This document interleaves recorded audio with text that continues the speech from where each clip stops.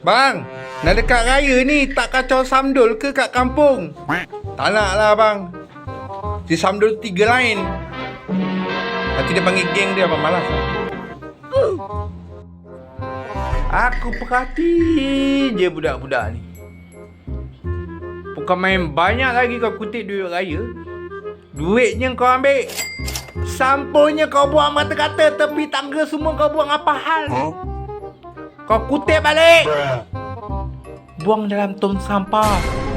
Kau gigit kau apa? Teringat dulu bila malam raya je mesti main meriam bulu dengan meriam kabaret. Rindu. Meriam bulu. Ni kabaret kelab dandut mana pula ni? Aduh. Meriam kabait. Sama raya